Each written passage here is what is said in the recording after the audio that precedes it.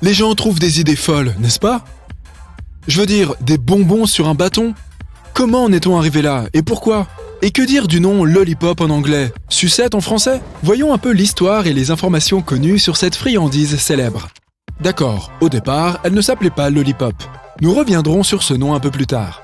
Mais la première friandise, qui ressemblait à une sucette, a très probablement été inventée par des gens qui parcouraient la Terre il y a des milliers d'années et qui vivaient encore dans des grottes. Rien que ça. Nous savons qu'ils aimaient le miel et qu'ils utilisaient un bâton pour le récolter dans les ruches. Rappelle-toi, c'était à l'époque où les gens avaient très peu de ressources en matière de nourriture, ou de quoi que ce soit d'ailleurs.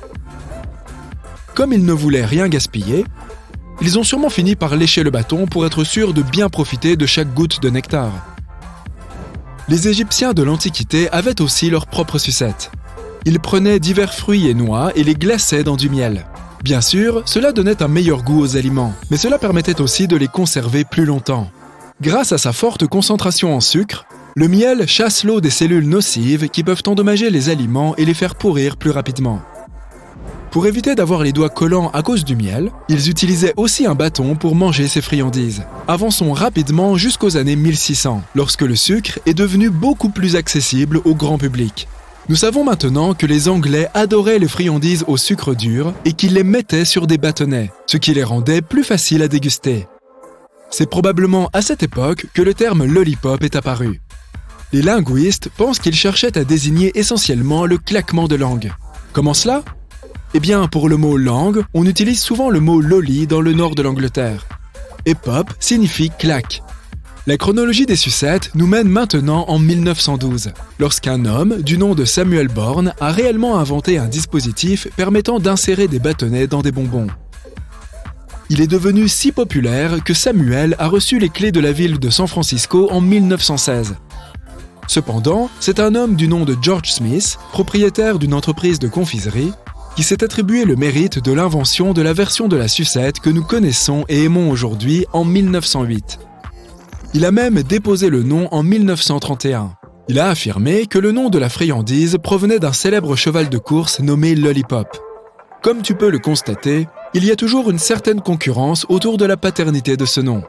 Mais ce dont nous sommes sûrs, c'est que la sucette est devenue de plus en plus populaire et qu'elle l'est restée depuis. Certaines entreprises modernes sont capables de produire jusqu'à 3 millions de ces bonbons par jour, et ce chiffre ne cesse d'augmenter. La plus grande sucette jamais créée remonte à 2012, lorsqu'un fabricant de bonbons californien en a fabriqué une impressionnante au goût de chocolat. Elle pesait plus de 3175 kg. Si l'on prend également en compte le bâton, cette énorme sucette mesurait plus de 3 mètres. L'une des marques de sucettes les plus célèbres au monde est Chupa Chups. Savais-tu que le logo de cette marque a un nom très célèbre derrière lui? C'est celui de Salvador Dali lui-même, le célèbre artiste surréaliste. La société l'a contacté en 1969 pour concevoir son logo, et il a créé le design distinctif que nous connaissons et adorons tous avec le nom Chupa Chups, intégré dans une forme de marguerite aux couleurs vives. Le célèbre peintre a aussi eu l'idée que le logo devait être placé sur le dessus du bonbon plutôt que sur le côté. Pourquoi ? Pour que tu puisses toujours le voir parfaitement, sans aucun des plis qui accompagnent souvent les emballages de bonbons. Ingénieux, non ? De plus, cette marque a su se distinguer en s'exportant dans les endroits les plus insolites. L'histoire veut qu'une Chupa Chups ait ainsi été la première sucette à être mangée dans l'espace. C'était en 1995, lorsqu'un astronaute a emporté une Chupa Chups dans la station spatiale, ce qui en faisait officiellement la première sucette à être consommée dans un environnement en apesanteur. Je me demande si elle avait un goût différent. Il y a aussi un Chupa Chups sous la mer, mais ce n'est pas vraiment ce que tu penses. Ce n'est pas la chose la plus facile au monde de déguster une sucette sous l'eau, n'est-ce pas ? Mais alors qu'ils avançaient dans une expédition dans la mer de Weddell, dans l'océan Antarctique en 2000, un groupe de scientifiques est tombé sur une éponge de mer à l'aspect étrange. Elle avait une tête ronde et ressemblait étonnamment à une sucette. On lui a évidemment donné un nom approprié. La version courte était S. Chupa Chups. Si tu cherches un jour des photos de ces créatures, elles ressemblent à des sucettes sous-marines éparpillées au fond de la mer. Puisque nous parlons de forme, tu t'es déjà demandé pourquoi les bâtons de sucette ont ce trou carré dans le plastique ? C'est en fait lié au processus de fabrication. Lors de la fabrication, le bonbon est fondu dans le bâton.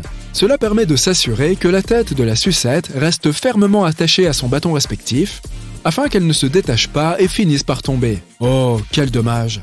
L'autre raison est plutôt une question de sécurité, pour éviter que le bâton de sucette ne présente un risque d'étouffement en cas d'ingestion accidentelle.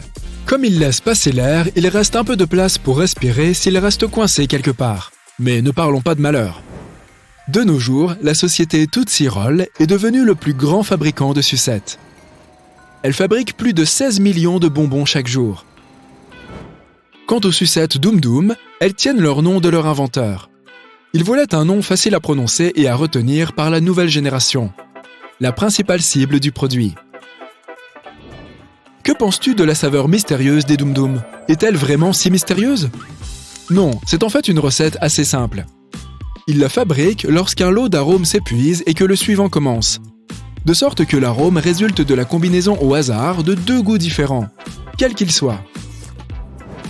Mais quel est le rapport entre le célèbre écrivain Charles Dickens et la sucette? Eh bien, il se trouve que dans le monde moderne, ce nom est apparu pour la première fois dans l'un de ses romans. C'était dans les années 1800.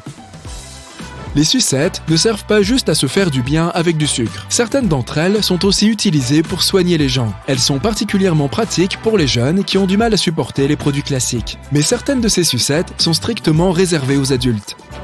Si tu es un grand fan de cette friandise, tu peux te préparer à une belle fête le 20 juillet de chaque année. C'est à cette date que les Américains célèbrent la journée nationale des sucettes. Il est courant que les gens s'offrent des sucettes pendant cette journée. Certains magasins lancent aussi des lignes uniques pour cette occasion et exposent leurs meilleurs produits. La sucette est également associée à quelques records mondiaux. Par exemple, la plus longue chaîne de personnes léchant des sucettes, qui a rassemblé 12 831 individus. L'événement a été organisé à Valladolid, en Espagne, en septembre 2008. Et pour ceux qui recherchent quelque chose de plus sophistiqué, il faut savoir que la sucette la plus chère du monde coûte plus de 10 000 $. Il ne s'agit pas d'une seule sucette en soi, mais d'une chaise fabriquée avec 27 kg de sucre glace. Nous n'avons littéralement aucune idée du nombre de sucettes que le monde consomme chaque jour au total. En revanche, nous savons quels sont les pays qui comptent le plus de fans, à savoir l'Allemagne, l'Irlande, la Suisse, l'Autriche et le Royaume-Uni. On ne l'appelle pas seulement une sucette. Il existe différents noms pour la désigner selon l'endroit où l'on se trouve dans le monde, comme lollipop, sucette ou sticky pop par exemple. La saveur la plus courante, souvent associée à cette friandise, est la barbe à papa. C'est probablement parce que c'est beaucoup plus facile à déguster que la vraie barbe à papa, et que, surtout, c'est juste délicieux. Mais pour moi, rien ne vaut une sucette à la cerise. Et toi, quelle est ta saveur préférée? Dis-le moi dans les commentaires.